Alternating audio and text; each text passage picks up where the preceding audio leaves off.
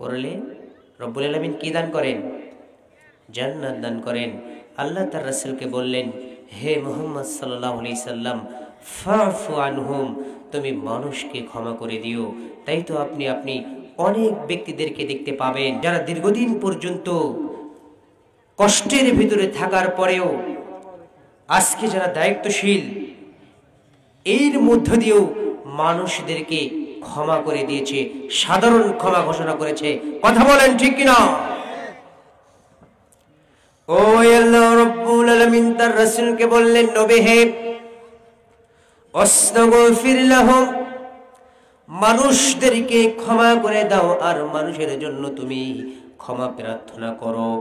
ওয়াশাবিরহুম feel আমর, যখন তোমরা কোনো কর্মে করবা, যখন তোমরা কোনো কাজে নিয়োজিত থাকবা, ওই সময়ে তোমরা সলা পরামর্শ করিও।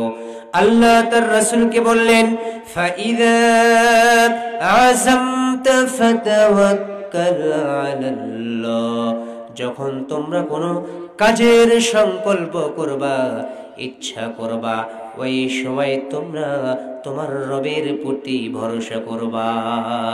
রবের প্রতি ভরসা করলে আল্লাহ রাব্বুল আলামিন আপনাকে আমাকে অগণিত রিজিক দান করেন কে?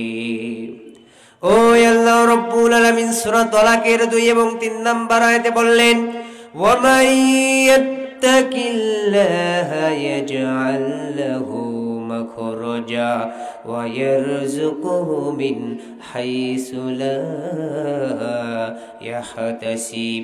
কোন ব্যক্তি যদি আল্লাহ রাব্বুল আলামিনের প্রতি পূর্ণ ভরসা রাখে, আল্লাহ রাব্বুল আলামিন বলেন, আমি ওই ব্যক্তির এমন ভাবে রিজিকের ফয়সালা করে দেব, সে চিন্তাও করতে পারে না, ভাবতেও পারে না আমার মালিক আমাকে অগণিত অসংখ্য রিজিক আমাকে কোথায় থেকে দিল।